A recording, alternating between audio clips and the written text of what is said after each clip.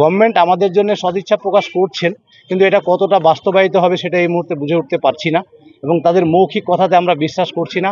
যতক্ষণ পর্যন্ত অফিসিয়ালি বা কোনো অর্ডিন্যান্স জারি করা বা কোনো লিখিত কোনো অর্ডার দেওয়া বা লিস্ট পাবলিশ করা এই জায়গাটা না হওয়া পর্যন্ত আমরা পথেই থাকতে চাই।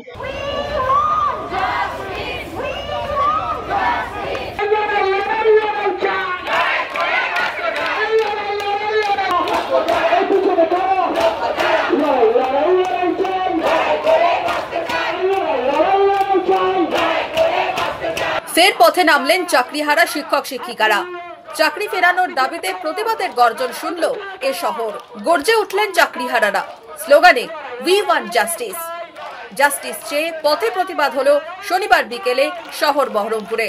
প্রথমে ওয়াইএমএ মাঠে জমায়েত, সই সংগ্রহ, তারপর সেখান থেকে মিছিল করলো যোগ্য শিক্ষক শিক্ষিকা অধিকার মঞ্চ মুর্শিদাবাদ জেলা শাখা। শহরের বিভিন্ন এলাকায় মিছিল স্লোগানে উঠে এলো লড়াইয়ের ডাক, যোগ্যদের চাকরি ফেরতের দাবি।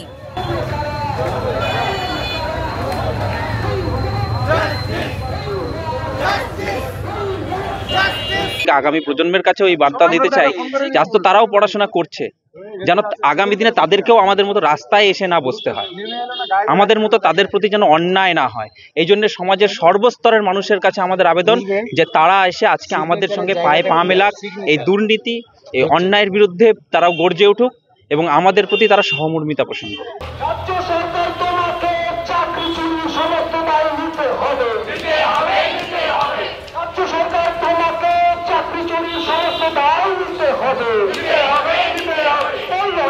মানছি না, মানছি না, মানবো না, এই অবিচার মানছি